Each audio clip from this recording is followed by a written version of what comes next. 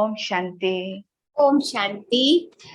आदरणीय पुष्पा दीदी, आपका बहुत बहुत स्वागत है और सभी पार्टिसिपेंट्स का बहुत बहुत स्वागत और सभी को गणेश चतुर्थी की बहुत सारी शुभकामनाएं। और गणपति यानी गुणों का पति, इनको हम विघ्न विनाशक भी बोलते हैं। और विघ्न विनाशक मतलब विघ्नों का विनाश करते हैं। और हम लोगों की माइथोलॉजी में सभी जब भी कोई अच्छा काम शुरू करते हैं, कोई शुभ कार्य करते हैं, तो गणेश जी का आह्वान करते हैं। और गणपति जी गुणों के सिंबॉलिक हैं। इनका जो बड़ा सिर दिखाया है वो इंटेलिजेंस का प्रतीक है। और गणपति के कान सुनने, मतलब बड़े बड़े कान का मतलब है कि हम कोई भी बात सुने तो उसको फिल्टर करके सुने, मतलब जैसे परनिंदा ना सुने। कोई भी सुनने वाली जो चीज है वो ही हम उसको ध्यान से सुने। ये नहीं कि हर चीज हमने सुन ली और अपने दिमाग में भर ली। और छोटी आंख उनकी दिखाई गई है दूरदृष्टिगामी, मतलब वो बहुत दूर की दृष्टि उनकी थी। तो यानी हर चीज का आगा पीछा पता होता था उनको। उनकी सूंड बहुत सॉफ्ट भी है और बहुत स्ट्रॉन्ग भी है कि पेड़ भी उखाड़ सकती है और बच्चे को भी उठा सकती है। तो वो सॉफ्ट भी है, स्ट्रॉन्ग भी है, यानी पावरफुल भी है और लविंग भी है। बड़ा पेट उनका इसलिए दिखाया गया है कि कुछ भी वो अपने अंदर समा ले।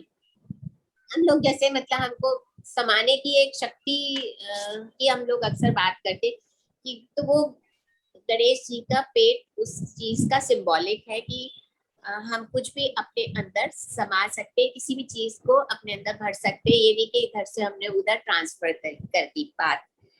एक पैर ऊपर और एक पैर नीचे इसलिए दिखाया गया है कि दुनिया में है, लेकिन दुनिया की दुनियावी बातों से न्यारे हैं, मतलब न्यारे भी हैं और प्यारे भी हैं। और हाथ हमेशा उनका देने वाला दिखाया है, तो यानी हमेशा मतलब दातापन। उसका कुल्हाड़ी का मतलब हो गया कि अपने सिर, अपनी ईगो को काटना। और रस्सी जो दिखाई है उनकी, उसमें उसका मतलब है प्रतिज्ञा लेना कि I will do it right. मतलब रस्सी के जितना निश्चय कठोर, रस्सी का बहुत स्ट्रॉन्ग होती है ना रस्सी। बस इसी तरह से इनका आह्वान करते हैं और आगे हम दीदी को हैंड ओवर करते हैं। आगे दीदी बोलेंगी।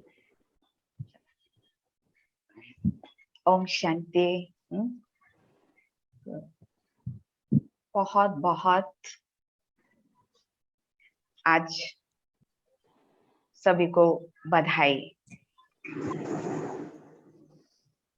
तो आज हम विशेष बातें, वैसे तो हमने सुना कि श्री गणेश जी की जो मूर्ति बनाई जाती है वो वास्तव में प्रतीकात्मक है, लेकिन हमारा भारत देश आध्यात्म प्रधान है और सनातन धर्म वह बहुत ही रमणीक है।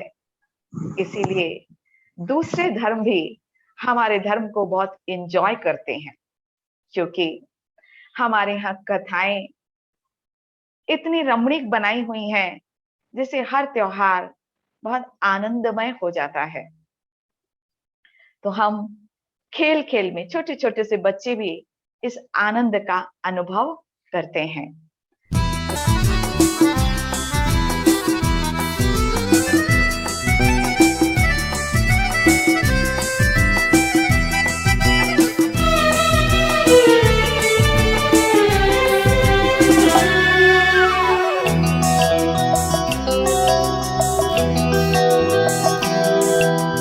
जिंदगी का खेल हंसते हंसते खेलिए, जिंदगी का खेल हंसते हंसते खेलिए,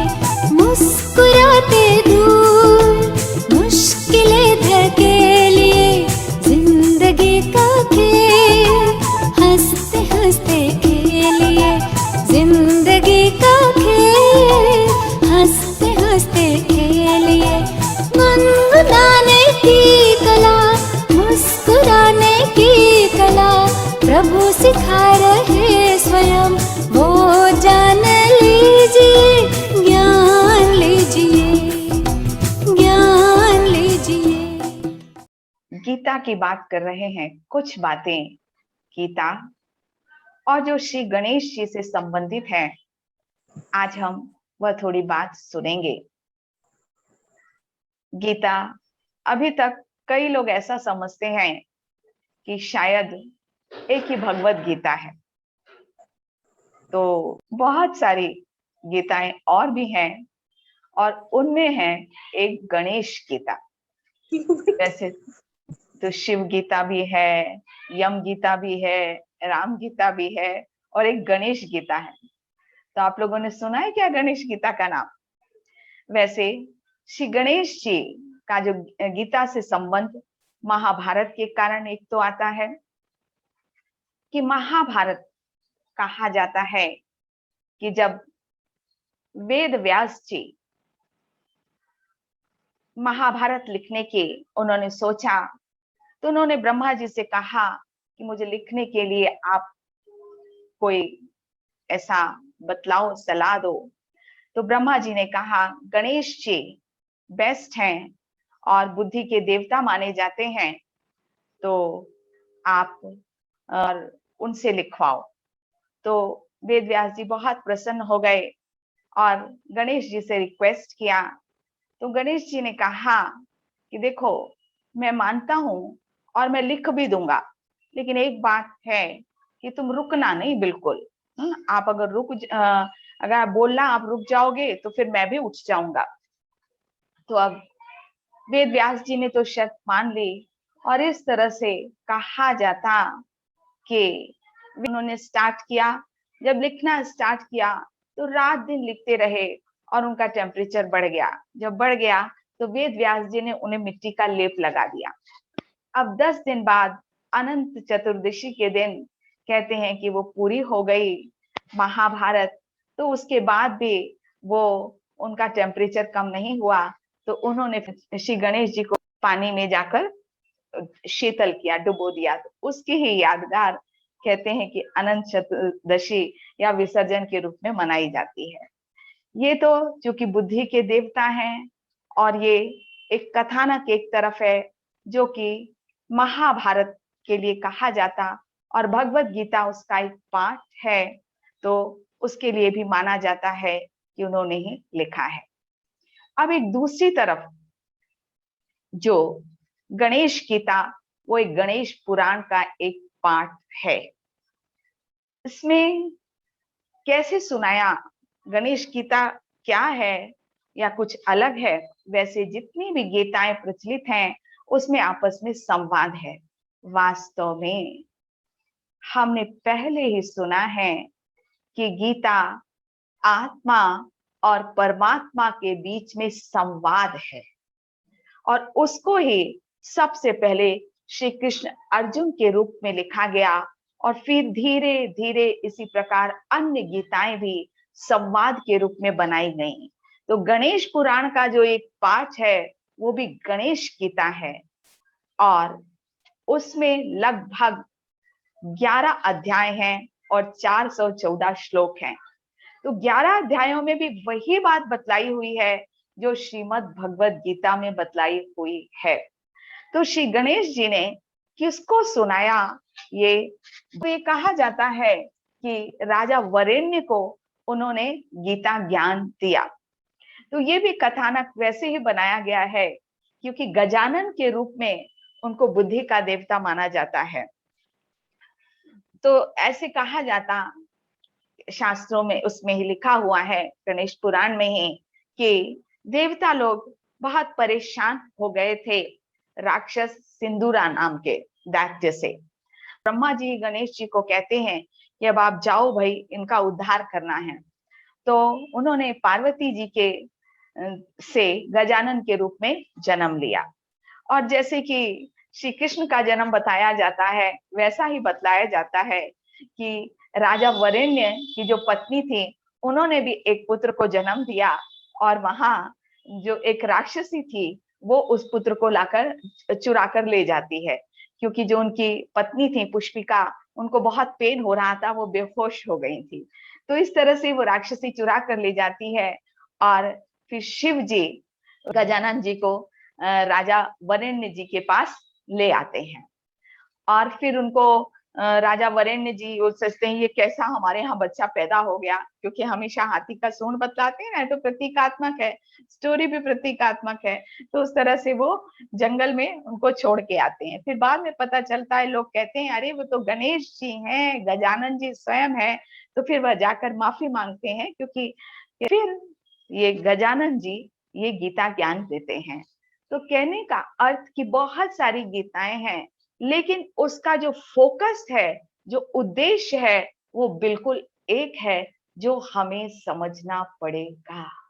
वास्तव में श्री गणेश जी के जो फादर हैं, पिता हैं, वो परमात्मा शिव हैं। तो वास्तव में हम ही गणेश हैं और परमात्मा से हम ज्ञान लेते हैं, सत्य गीता ज्ञान लेते हैं, और यह हम दूसरों को भी सुनाते हैं। अर्थात गीता ज्ञान सुनाने के अधिकारी हम भी हो जाते हैं। इसीलिए गणेश गीता के रूप में ये पुराण में ये शास्त्र हमारी यादगार लिखी गई है। तो इसमें पहले अध्याय में आत्मा की ही चर्चा की गई है और कर्मयोग की चर्चा भी की गई है दूसरे अध्याय में। साथ ही साथ आपको आश्चर्य होगा कि जैसे भगवत गीता में श्री कृष्ण के लिए कहा जाता कि उन्होंने अपना विराट रूप का साक्षात्कार कराया, तो इसमें अध्याय 8 में गणेश जी ने राजा वरेण्य को अपने विराट रूप का साक्षात्कार कराया। तो ये सारी हमारे यहाँ रमणीकता हमारे सनातन धर्म में चली आई है, लेकिन हमें इससे जो शिक्षा लेना है, जो अनुभव करना है, वो हम जरूर अनुभव करें। तो इसका उद्देश्य क्या है? विघ्न विनाशक हम कैसे बन सकते हैं? आज के हम लेसन में देखेंगे कि वास्तव में मैं आत्मा अगर अपने स्वधर्म में टिक जाती हूँ तो गणेश जी के समान विघ्न विनाशक बन जाती हूँ। अर्थात इस संसार में कितना भी मुश्किल कार्य हो वह सफल हो जाता है। तो गीता का पहला उद्देश्य यही है कि हम अपने को आत्मा इस शरीर से अलग समझें और इन कर्म इंद्रियों को कंट्रोल करना सीखें। यही इसका उद्देश्य है। इसीलिए भगवत गीता में भी यही कहा गया कि संसार युद्ध का मैदान है और यहाँ तू स्वधर्म में रहकर युद्ध कर। तो स्वधर्म का तात्पर्य क्या है, ये हमको आज स्पष्ट पता होना चाहिए। आप क्या समझते हो? जब भी धर्म की बात होती है तो कहा जाता कि अर्जुन क्षत्रिय धर्म का था, तो गीता में, भगवत गीता में उस धर्म की बात है। नहीं, हमें किसी भी शास्त्र से स्थूल बात नहीं ग्रहण करनी। जैसे अगर किसी को कहा जाए कि श्री कृष्ण जैसा बच्चा तो ठीक है, लेकिन क्या श्री गणेश जैसा बच्चा सही में हो सकता है? नहीं।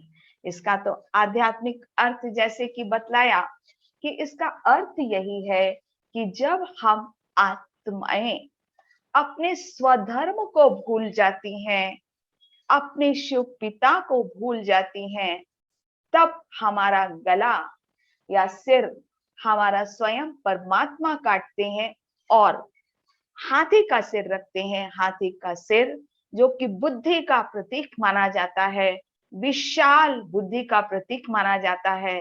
तो आप सब यहाँ पर श्री गणेश जी ही बैठे हो, अर्थात आपकी बुद्धि विशाल है और आप अपने आप को आत्मा समझ पा रहे हो। जब हम आत्मा समझ पाते हैं तब भी अपने अंदर जाकर उस स्वमान पर टिक सकते हैं और विघ्न विनाशक बन सकते हैं। तो पहला हमारा स्वधर्म क्या है? पहला स्वधर्म है ज्ञान। कौन सा ज्ञान? आत्मिक ज्ञान, जिसको कि SQ कहा जाता है, स्पिरिचुअल क्वोशंट। और इस स्पिरिचुअल कोशंट के आधार पर हम जीवन में संतुष्ट रहते हैं, किसी भी परिस्थिति पर विजय प्राप्त करते हैं। यहाँ तक कि हमारे शरीर में भी आवश्यकता होती है इस स्वस्थ रहने के लिए, इस ज्ञान की। आज डिप्रेशन इतना ज्यादा बढ़ रहा है, जैसे अर्जुन को प्रतीकात्मक बतलाया गया कि अर्जुन को डिप्रेशन हो रहा था, उसको इसीलिए हो रहा था क्योंकि उसको आत्मिक ज्ञान नहीं था। जैसे ही उसको आत्मिक ज्ञान हुआ, उसका डिप्रेशन जो वो लो फील कर रहा था, वह उमंग उत्साह में आ गया और युद्ध करने के लिए तैयार हो गया। अर्थात इस कर्म क्षेत्र पर वह अपना कर्तव्य करने के लिए तैयार हो गया। तो पहला स्वधर्म है ज्ञान। इस ज्ञान के आधार पर हम इस संसार पर विजय प्राप्त करते हैं, किसी भी विघ्न पर विजय प्राप्त कर सकते। दूसरा, शांति। शांति के आधार पर जब हम कोई भी कार्य करते हैं तो भी हम सफलता प्राप्त कर सकते हैं। जब शांति नहीं होती तो परधर्म होता है, क्रोध, और क्रोध से ही जो भी जीवन में कॉम्प्लिकेशंस होते हैं वो उसी के कारण होते हैं। यहाँ तक कि 72 घंटे हम अपनी बुद्धि को एकाग्र भी नहीं कर पाते। प्योरिटी, पवित्रता भी बहुत आवश्यक है, क्योंकि इम्प्योरिटी के कारण झूठ, ये जो संसार में भ्रष्टाचार इतना फैला हुआ है, उसके कारण ही ये सारी समस्याएं आती हैं।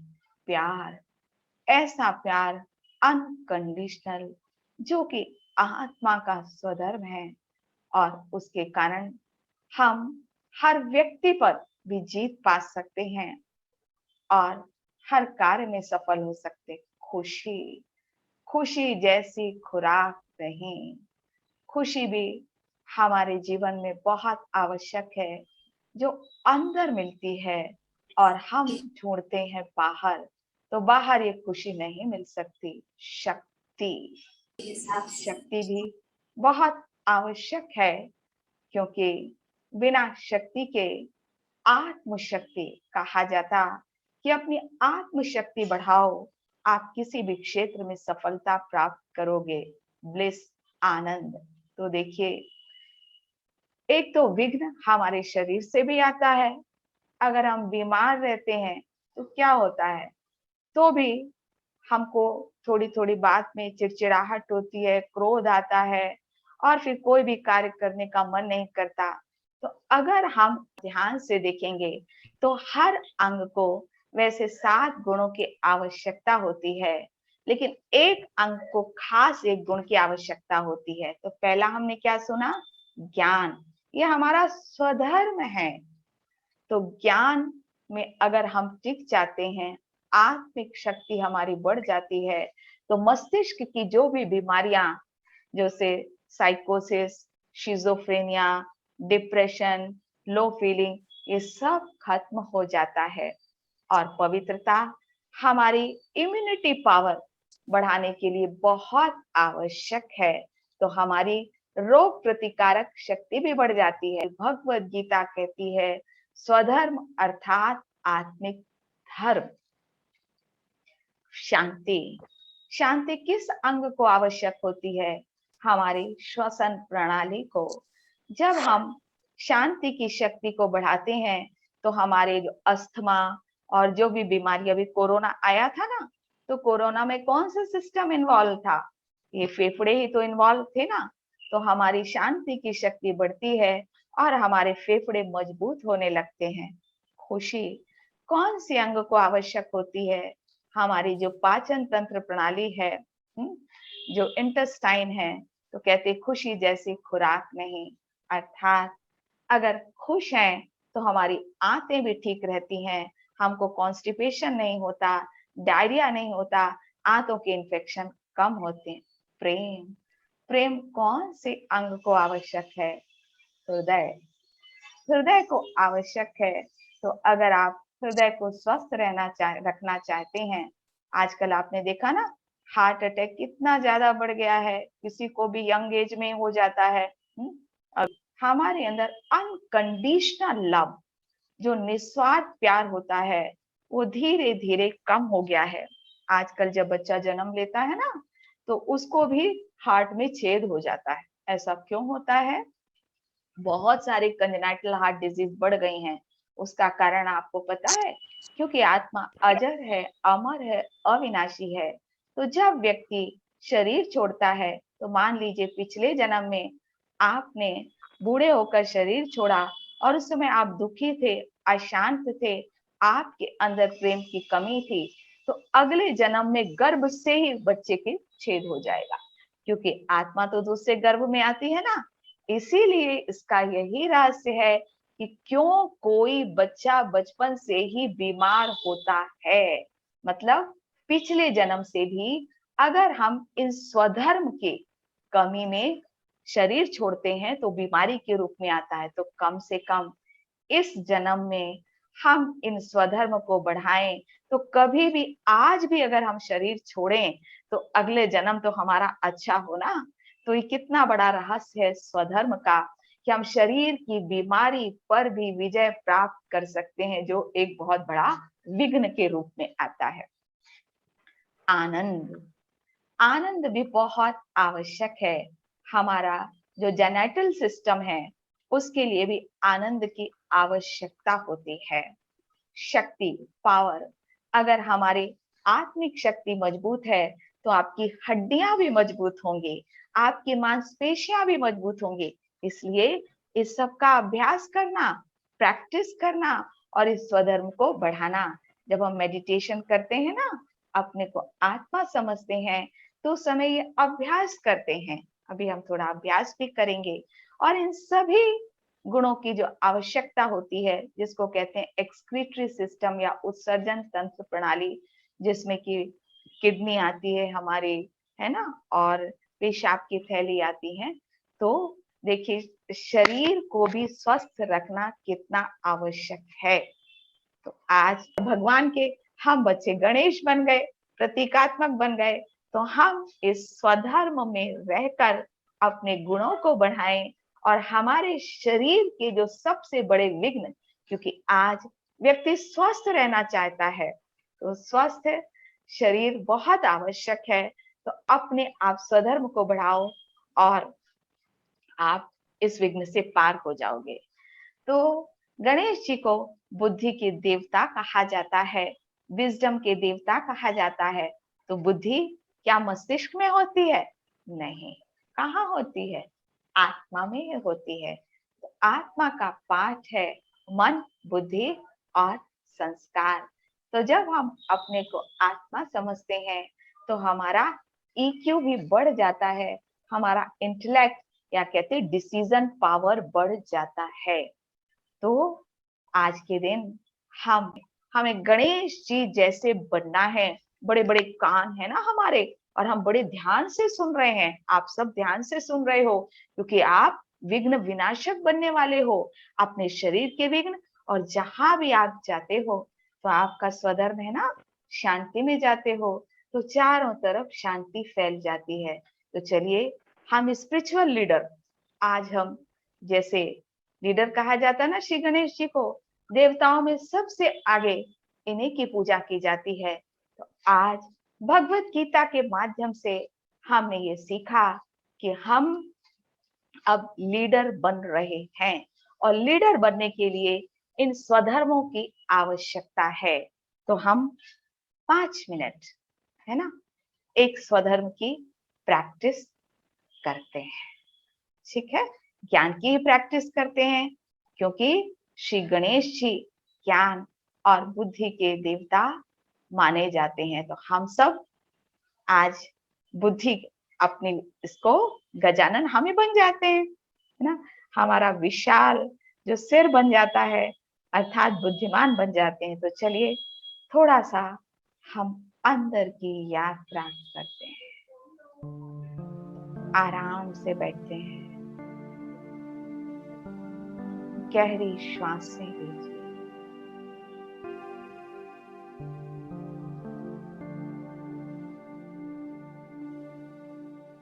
अनुभव करें मैं एक दिव्य प्रकाश, अजर, अमर, अविनाशी आत्मा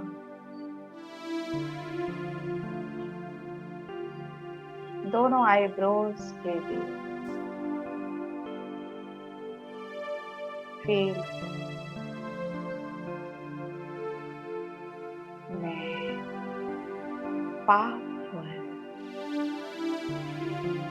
डिवाइन बीइंग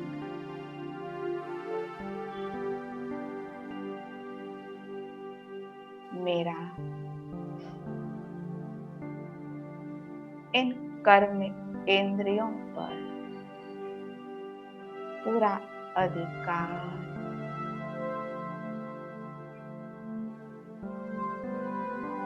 मैं ज्ञान स्वरूप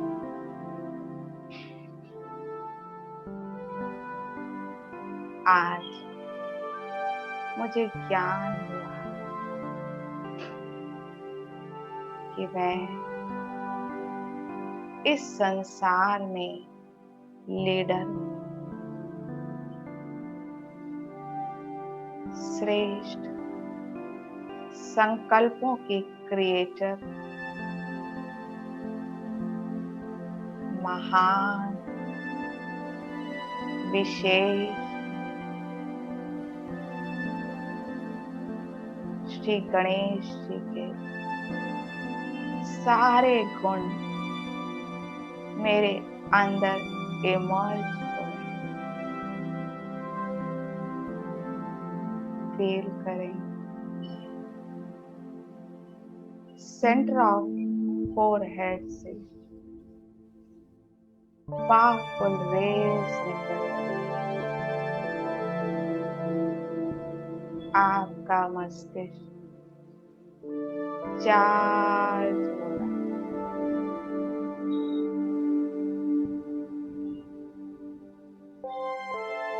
खुशी से भर रहा है।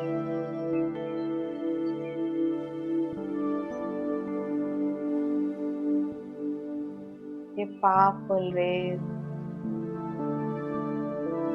आपके शरीर में नीचे की ओर जा रहे हैं। आपका चेहरा दिव्य अलौकिक आकर्षण में हो गया। देखें आप कितने महान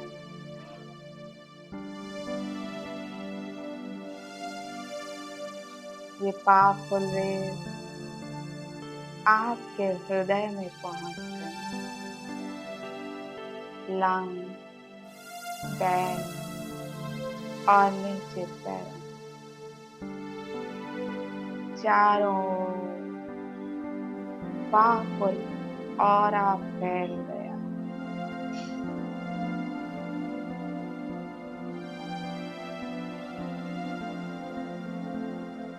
फील करें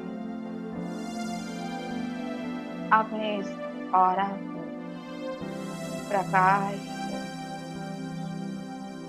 आपसे लाइट निकल रही है।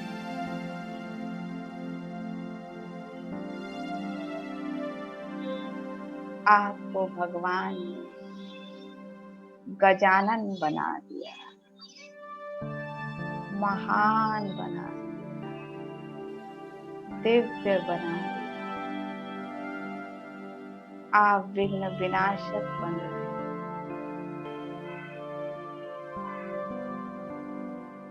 आपके शरीर के बोन्स, मांसपेशियां सब पावरफुल हो गए। ले लीजिए आज के दिन जितना वरदान लेना हो ले लो। स्वधर्म में टिक जाइए और विघ्न विनाशक बन जाइए। महसूस करें। ओम शांति।